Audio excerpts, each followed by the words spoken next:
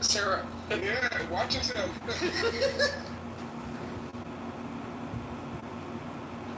The doors are closing in, Adams. Closing in. There's only so much you can defend this position. Right, the doors are closing. I'm sitting on the toilet. You cannot get any STDs from going to a strip club. I mean, it's hard, but you definitely get hurt. Like, where Alright.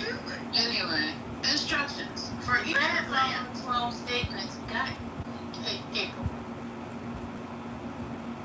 Yeah, and so we should tune our listening abilities to understand when we listen to these people, and I'm not saying it's one party more so than the other, one may be more successful at it than the other, but they all do it. Listen carefully to the words they use.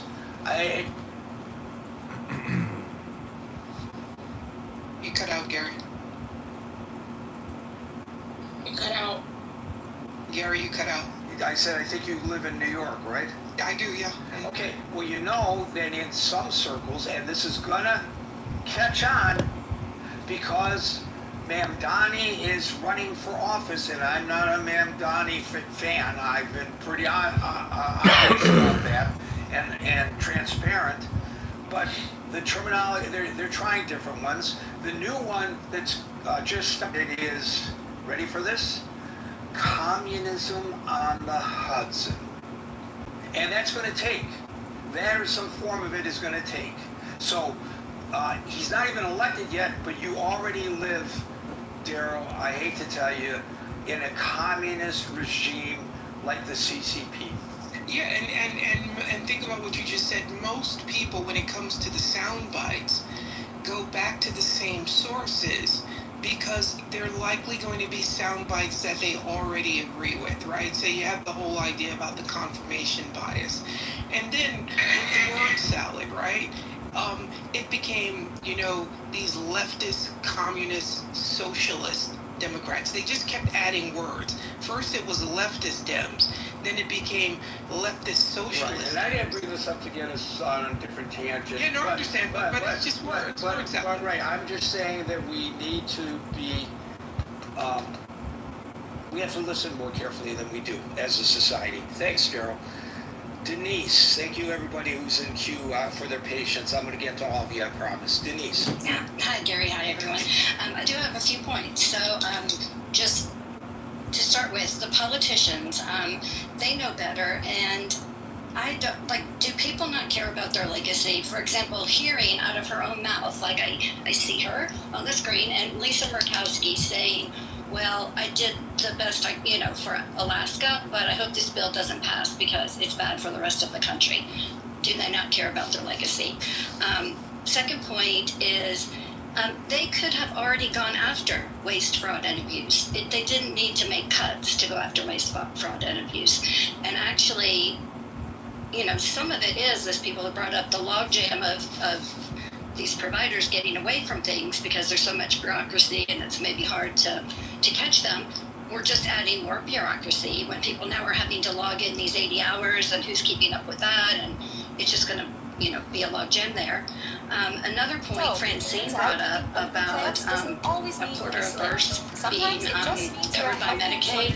It was actually the numbers in 2023 are 41% of births in the U.S. are financed primarily by Medicaid. And of course, in rural communities, it's almost 50%. In states like Texas, it's almost 50%.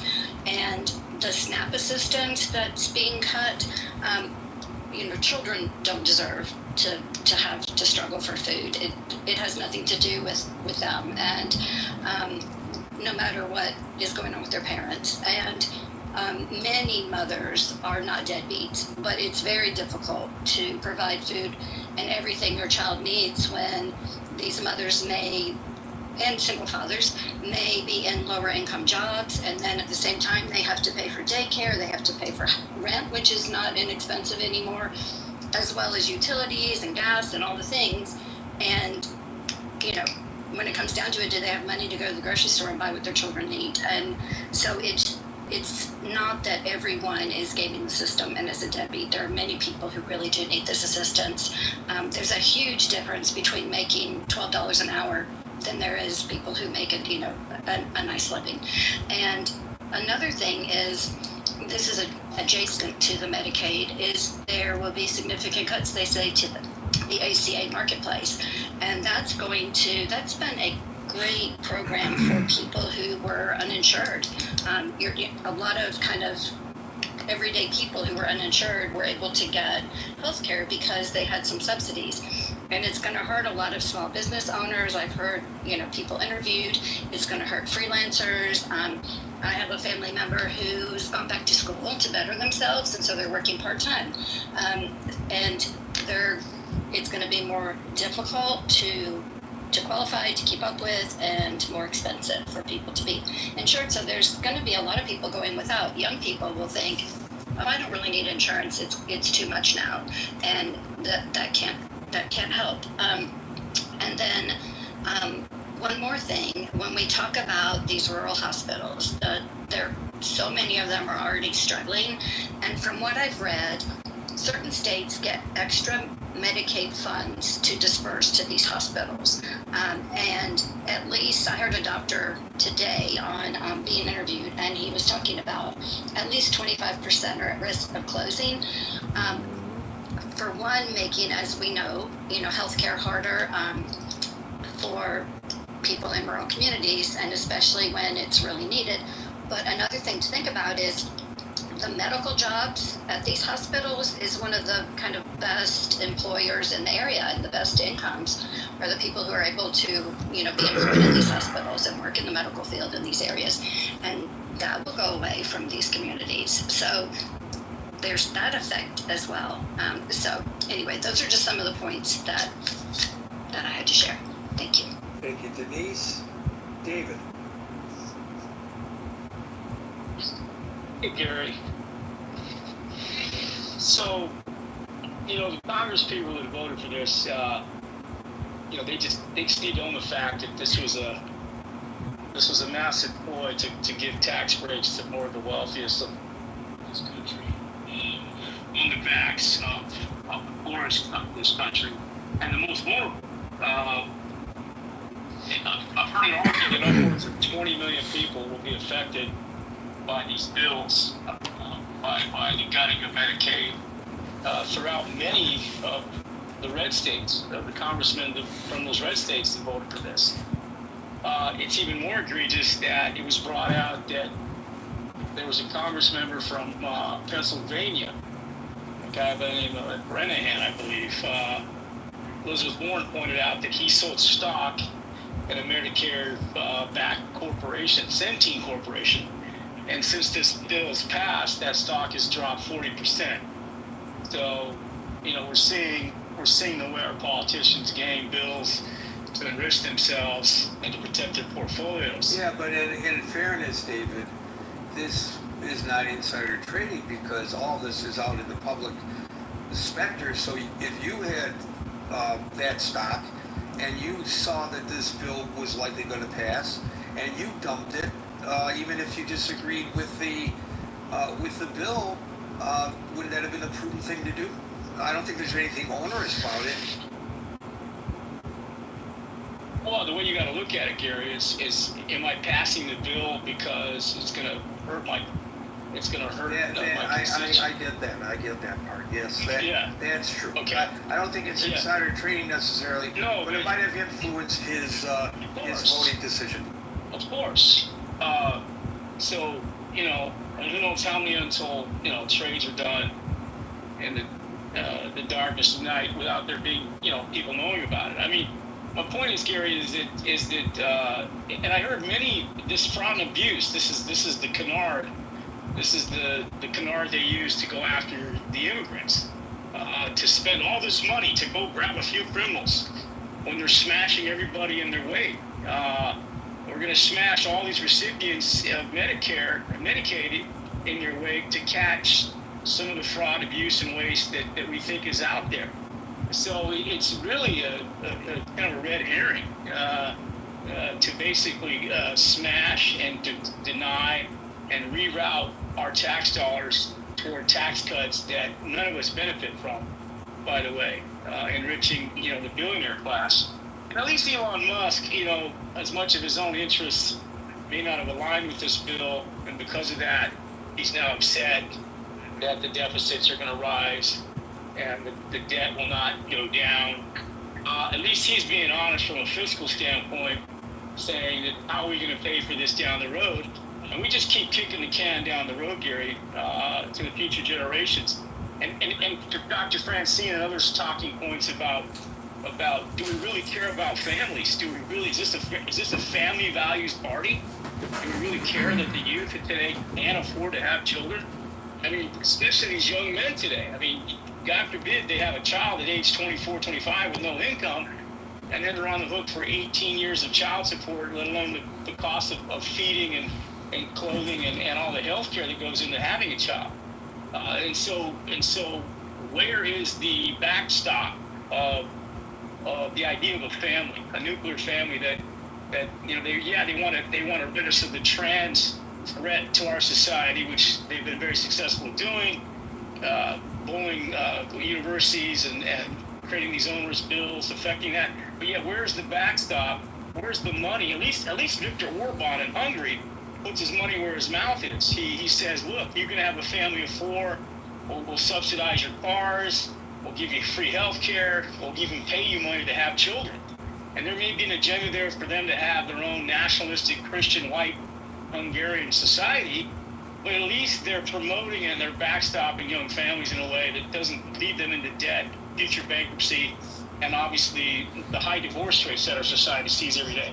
So I see a massive contradiction here in the way our country talks the talk but does not backstop it with policies that promote the very thing they're trying to strive for, which is strong families, values.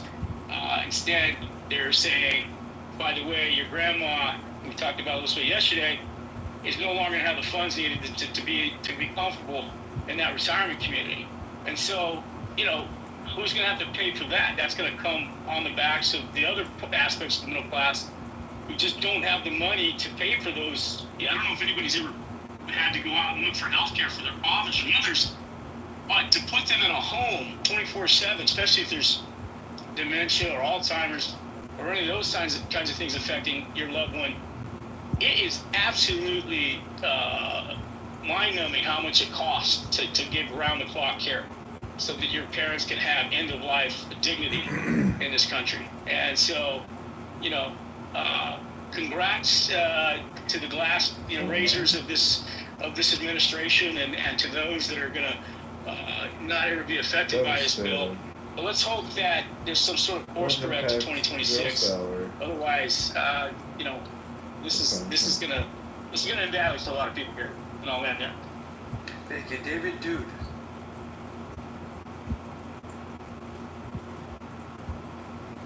Dude. Yep, just one. No worries.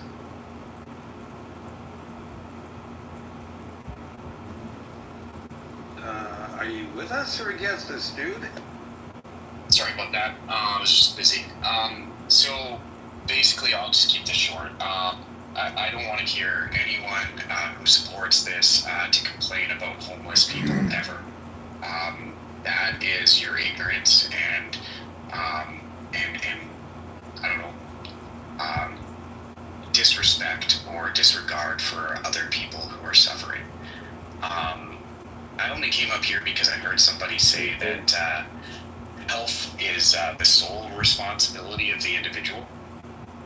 That's not the truth. Primary, yeah. That's not the truth. That's not the case. Not for any healthy community or any healthy family whatsoever. And just creating over 20 trillion in debt. When do you start just, setting a bar? I think that the epidemic of social isolation and loneliness is causing a lack of empathy in others because they don't have as much social connection with other people. They seem to be easier to not care about them. That's what that brought to my mind. It's just really the blatant disregard that's an for interesting others. perspective. So you're saying that because we have an epidemic of loneliness. People, because they're not socializing with folks in the manner in which we used to, they lack empathy because they just have no connection with people who have different experiences than their own. Is that, do I extrapolate? Exactly. That is a very interesting piece of insight, dude. Very. Well, thank you, and I'm going to land it there. So if anybody out there is thinking that this doesn't concern me, Dude. I don't care about these people who are lacking health care, who are suffering, well, then just wake up and smell the coffee in 10, 15, 20 years, and look at the state of society then, and look at your community then, and see how many people you have around you, because generally people who think that way, nobody wants to hang out with them anymore. Every once in a while this happens to me, and this is what keeps me going on doing this for the number of years that I have. And as Meryl can attest, I did it many years on another platform before Clubhouse was even conceived by the people who put this fine program together. I have many, many years under my belt of doing this. And sometimes it gets frustrating. But every once in a while somebody says something that I've never even thought about, as Dude just asked, and plants a seed. I can feel it starting to grow in my mind, Dude. I really need to explore that further. Thank you for suggesting that. Hinda. Hi, good evening, everybody. Hope you're having a good 4th of July or 4th of July. So I actually work at a hospital, and we are we're bracing these cuts to Medicaid because in the inner city as well as rural communities, there are a lot of patients that are on Medicaid, and when you don't have Medicaid, what ends up happening is providers like doctors, specialists, they don't have to treat you because they're no longer being reimbursed by your insurance. So when you don't have insurance, they don't have to see you. And Plutarchus, hail citizen! Will not treat people that don't have insurance. They lose their insurance, they can't seek their regular medical care, they can't get enough money to pay for their medications any longer. And they flood the emergency room for emergent care that occurs because they were not able to get the kind of care that you just described that they no longer can get, and so then their conditions deteriorate to the point where they're clogging up the emergency room. Correct. Right? Yes, because the emergency room has to legally see them and stabilize them, so then they'll get treatment at the ER, and then they'll clog up the emergency room, and then that will cost the hospital more money because obviously the emergency room is way more expensive than seeing your doctor at your regular appointment and just paying a copay or whatever Medicaid. I think Medicaid is free, or going to the pharmacy picking up your regular meds. You're going to end up at the ER, which is going to drive up costs, and that's going to drive up healthcare costs. These rural hospitals, what I believe is going to happen is they're going to start to close once that $50 billion runs out or wherever it goes. I don't know. And people will die. Because here's what happens in the rural areas, and I have a degree of understanding. Hinda, I'm not cutting you off. Your contributions are just amazing today. In the rural communities, because I have a degree of understanding of pre-hospital emergency care, because I did a lot of covering of that. So what happens is, if you're in an urban area and you have a heart attack or you're involved in a catastrophic accident, first of all, the EMS will respond in an expeditious manner, generally speaking. And generally speaking, now, thank goodness, in most of the country, it's going to be a paramedic unit, not just a BLS, basic life support unit. And then they're going to get you to the closest appropriate facility, which might be a regular emergency room, or it might be a trauma center emergency room. There are different statuses of emergency rooms expedite the proper care. In rural areas, that's not how it works. In rural areas, it's going to take the ambulance a long time to get to you. That's correct. And then, if you have a serious life-threatening condition, they're not going to necessarily take you to that trauma center. They're going to take you to the rural hospital.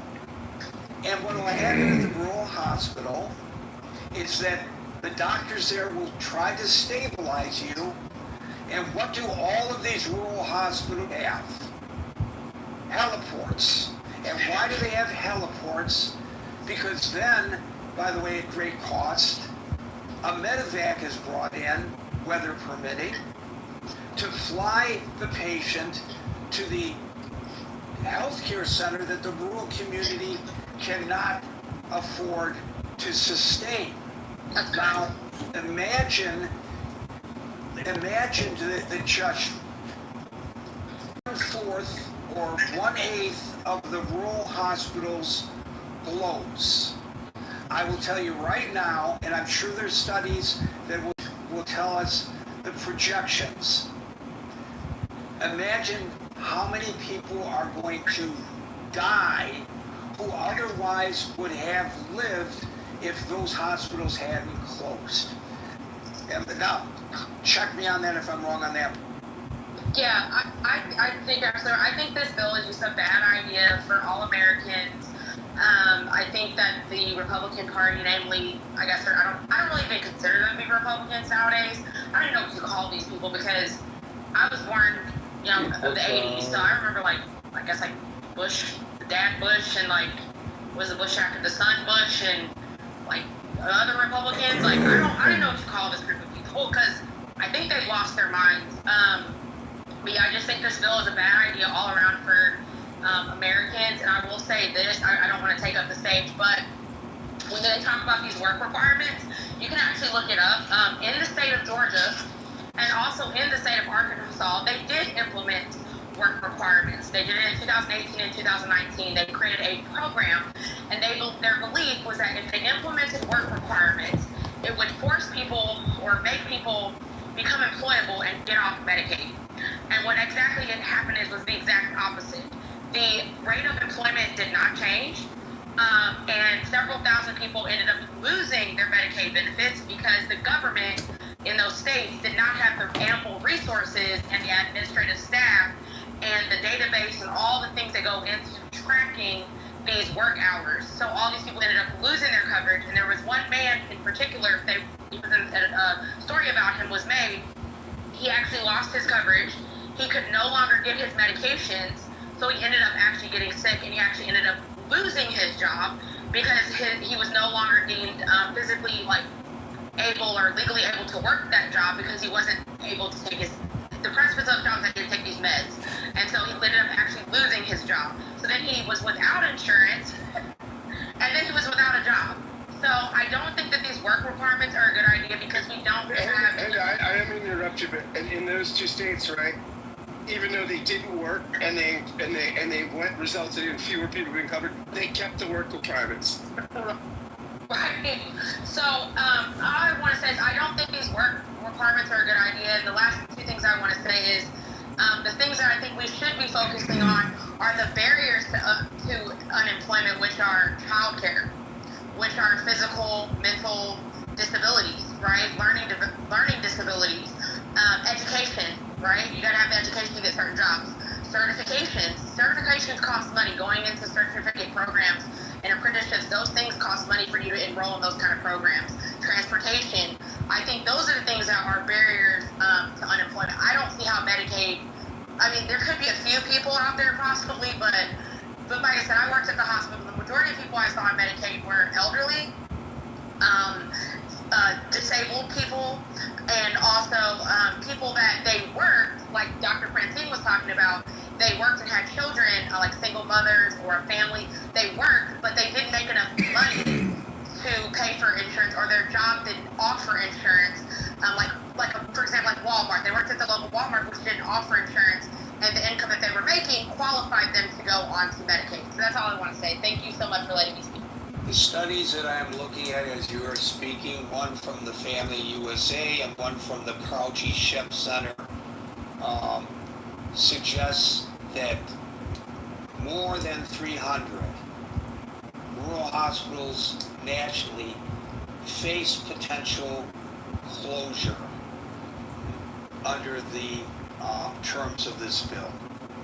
Let that sink in. Hey Gary, by the way, can we just point out, Cindy noted, the Republicans who passed those, and this is no disrespect to my Republican friends, but in these states, the Republicans who now know, right, the data is seriously, okay, as Cindy was saying, people didn't work more, but people did lose their coverage. Yep, the work requirements in place, even though they don't work. So why? Mission accomplished. We got people off the healthcare rolls. It's good when government's not paying for healthcare. So that's, even though the program didn't achieve its stated end, it did get the underlying end. It got people off the health. Well, what did Einstein say about insanity? I'm going to try to suss out the mortality rate increase estimated by the potential closing of these hospitals as Marilyn Howard speaking. First of all, I want to heads up to your friend. I know who you're talking about. We talked on the phone, and he's bionic, and you have to be bionic to take care of his child. I'm so worried about that child when he becomes of the age of infirmary. I'm just very worried, just so worried about what's going to happen to this child. I said that I hope he lives 100 years.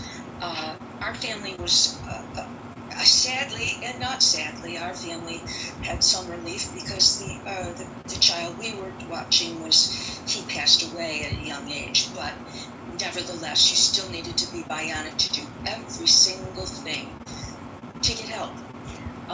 And as a point of reference, I don't know if anybody remembers, just a couple of weeks ago, the firefighters who went, I believe it was in Idaho, and they went to put out a wildfire, and 2 of them were killed. It was sniper fire.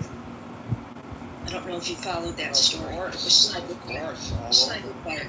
And one of the firefighters was taken to a hospital for emergency. That very hospital is in danger right now. That hospital is at risk of being closed. So that's one of the hospitals that's at risk. So that's something to think about, because I don't think we did think about it that day or that night. And I was up until about 2:30 in the morning. I did watch as much as I could because I'm a nerd. I did watch a lot of the voting and a lot of the, 5 down, 5 for, 5 for who's going to vote, who's this. And at some point, there was the reality, and it was mentioned, and not just by somebody of one party, but of somebody of another. It was mentioned that because Trump was on the phone all night and was getting angry in his tweets, you did have people that felt threatened. And these are people that, their futures felt threatened, and they felt that they could better represent their constituents, which I think is wrong, by giving in to him, and rather than sticking with what they wanted to stick with for their constituents. And all they're going to have is just the video, the sound bites and the videos of them say, oh yeah, really raging for their constituents. And those people might not remember how those politicians voted. So but I did primarily want to say one slightly other thing. To what somebody said here about our health being our primary responsibility, and that maybe we fail at that, and that's not really true. There are reasons why some people get ill, and they have nothing to do with personal responsibility. They could have everything to do with genetics, all kinds of things. And in some instances, like my own, not on Medicare, not on Medicaid, thank goodness for the Affordable Care Act. Right, you should have died, and it had to do with a cancer that you received, and the cancer that you got had nothing to do with your lifestyle or taking care of yourself. Correct. So to be able to call to get insurance, which by the way, my employer was helping me to get insurance that was affordable, and not be asked if I had a pre-existing condition. I don't think people can ever contemplate what that's like when you're looking for reasonable health care and you are asked that question. And by the way, when I said you're not doing health insurance. When I said she should have died, it doesn't mean I wish she would die. No, it means that statistically, I know you know, but I'm trying to explain to the audience. Statistically, basically, Meryl is a miracle person, and that's literally. So I looked at this. I'm looking at statistics provided by the National Bureau of Economic Research, which is a nonpartisan group, and worst case scenario, because we talked about, I forget the figure that we used earlier, but it's the figures I'm looking at. 300 rural hospitals. I said we're at risk. I didn't say that the analysis suggested that 300 rural hospitals will close at risk. So this is worst case scenario. If 300 rural hospitals close, and given that in the aggregate, the estimated number of admissions annually that represents, applying the research that they've come up with to that number, it comes to 2,340 additional deaths a year, tied directly to the closures. That's worst case scenario, but still, I think it's we can at least conclude that there will be people who die as a result of rural hospitals closing, if in fact rural hospitals close as a direct result of this bill. Thank you, Meryl, and now the last word goes to Howard. Thanks, Gary. Certainly a very stimulating conversation. I will be very brief. Pretty much the point I wanted to express has come out. Will eligible folks lose their Medicaid? And I think in many examples it's going to happen. But it's also the other side of the equation is even if you don't lose Medicaid, you may lose access to services. And the only other thing to add, just to kind of amplify it more, but with what's happening, and this came out earlier today, it was brought up about also automation and AI. So think about how much more difficult it's going to be if you are the risk of losing your medical services or your insurance, and then you're contending now with automation to help solve whatever health issues that you may have. And with that, Gary, thanks so much for allowing me to have the last word, and have a great weekend. So you were the second person to mention AI, and I just want to point out in closing, and it's not directly related at all to this conversation, but I didn't get a chance to see it, but I saw it on my screen, and I'm going to try to find it on YouTube or on the CNN website. They were just before we opened the room delving into AI companionship. Somebody earlier talked about people being lonely and so forth. And so the experts are concerned that already, and this thing is a new phenomenon, where I guess you can go online and choose a companion. And the companion gets to know you. Geez, I hope in my case, if I were to do that, it's better secured than 23andMe, because I don't want anybody to know my most intimate secrets other than my beautiful, and she will be beautiful, at least to my eyes, because I will have created her AI companion. And this is really a brand new product on the market, and there are a number of companies that are offering it. What I heard in the brief moments that I saw at the beginning of the piece on CNN, people are becoming romantically or otherwise emotionally attached to a non-human being. Their minds are changing. And I guess if you're lonely, you have absolutely no contact, or you're like a shut-in, either because of circumstances or because by design you feel awkward in social situations. It doesn't really matter. And you don't want to be alone. You want somebody you can talk to. I talk to myself all the time, and I find that stimulating, but other people might not. I think there's a potential crisis in the making. And I also saw a story very recently about a AI program that allows children to talk to their favorite cartoon characters. So I don't even know who the cartoon characters are today, but apparently you can call your cartoon character that you watch on television or on the internet, wherever the kids watch these things these days, and you can interact with the cartoon character. And there's already a lawsuit against this company from the parent of a little boy, I'm not sure of his age, who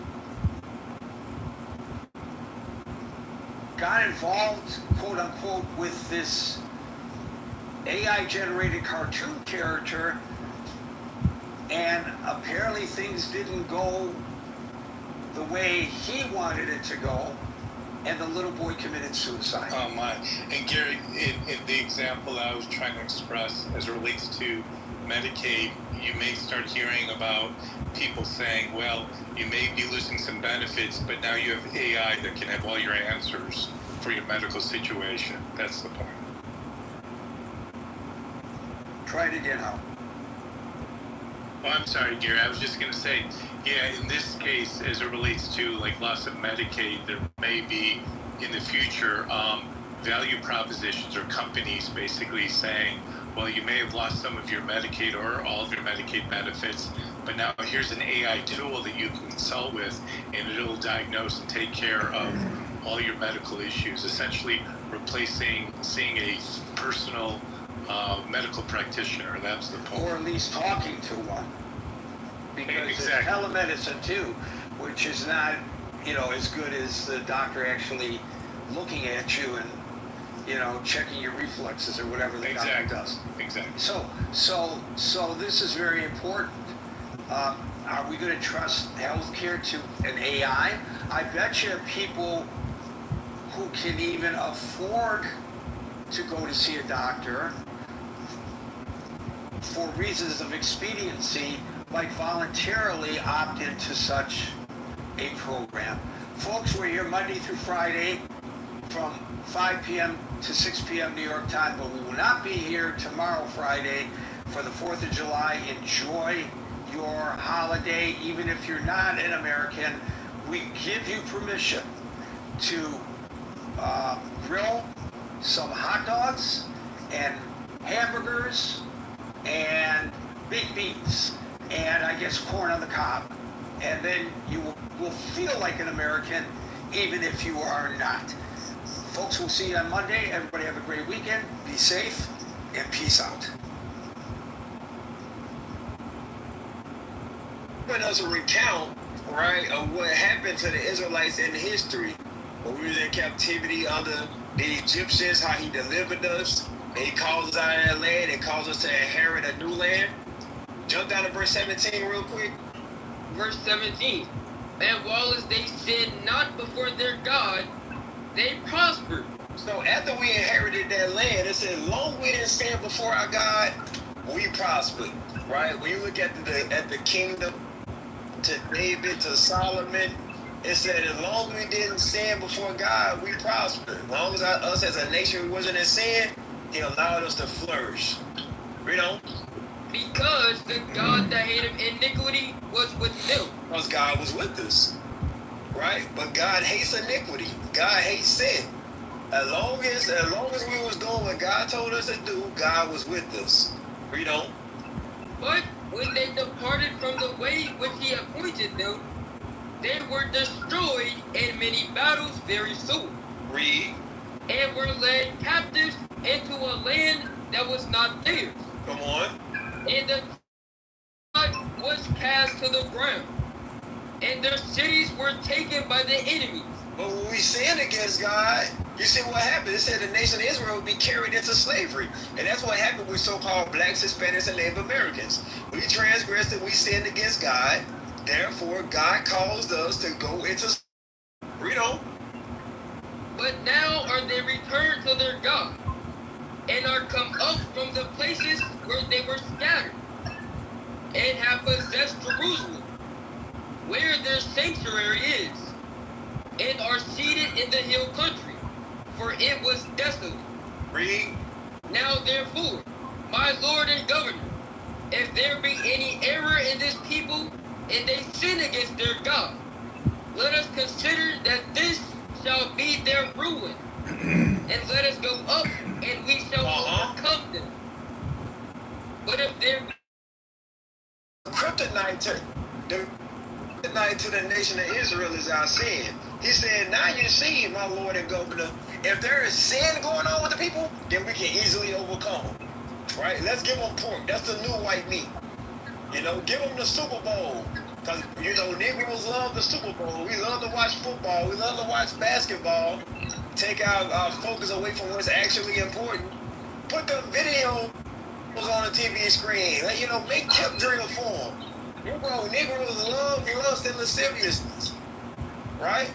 It said if there be any sin in this people, then it's easy to overcome them. That's why our communities are flooded with sins. That's why, you know, in every one of our black communities, there are several black churches there.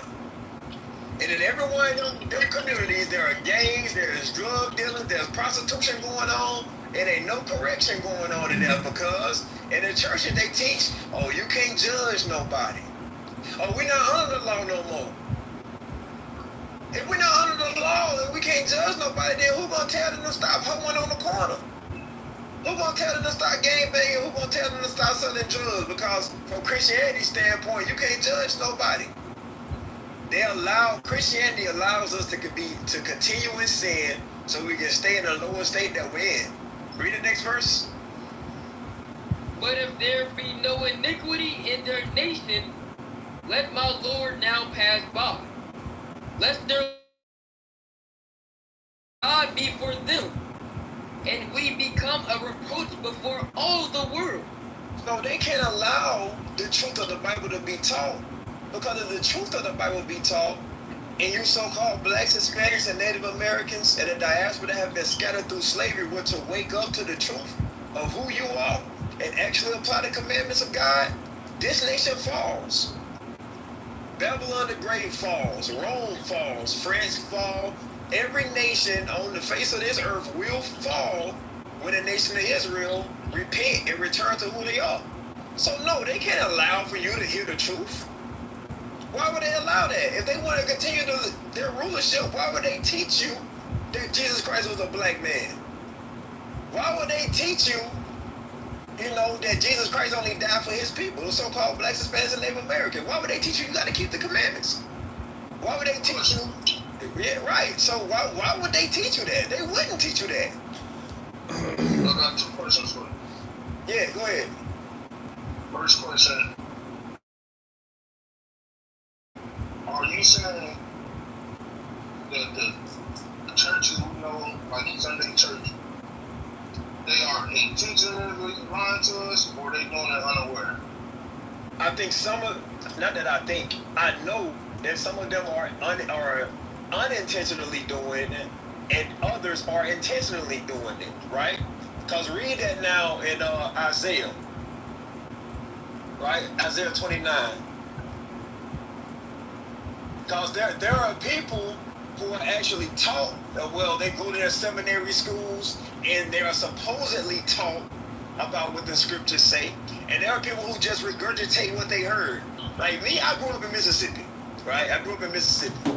And when I was growing up, I had family members, you know, who was in like deep parts of Mississippi and so forth. And those preachers out there, they ain't never went to no seminary school before in their life. They just repeating what they heard.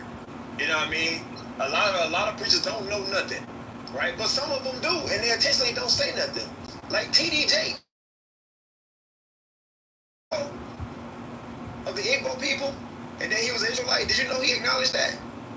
No, I never heard him say that. Google it, look it up. T.D. Jakes acknowledged on national television that he descends from the Igbo people, who are Israelites. He acknowledged that. But do we teach that in his congregations? No. So yes, some of them 100% know and choose not to teach it. Others are just ignorant and they just regurgitating what they heard. Isaiah 29, you start verse 11. Isaiah 29 verse 11. And the visions of all is become unto you as the words of a book that is sealed. So the Bible says the vision of all, meaning all these prophecies that was given, it said it has been given to them as a book that is sealed. Read on. Which men deliver to one that is learned. So it says, and men will deliver this book to one that is supposedly learned, right? That'd be like your T.D. Jakes, your Creflo Dollars, those who went to established seminary school and are being revered as Bible scholars. So they just learn, read on. Saying, read this, I pray thee. They say, read this. I got a question for you. Explain this part. I heard them men with the purple and gold on and them funny things hanging off the bottom of their shirt talking about fringes. Right? And they over here teaching me about Deuteronomy 28. That we the Israelites according to the Bible. They saying Jesus Christ black. They saying salvation is only for the nation of Israel. They use this scripture, this scripture, this scripture, this scripture. Read it, boy. Alright, listen to y'all. We very close. But you know, I agree with school. Sometimes there's certain things you don't tell your parents because you don't want to disappoint them. So my daughter is non-binary, right? The problem is when she was a kid, she didn't want to tell nobody. And it's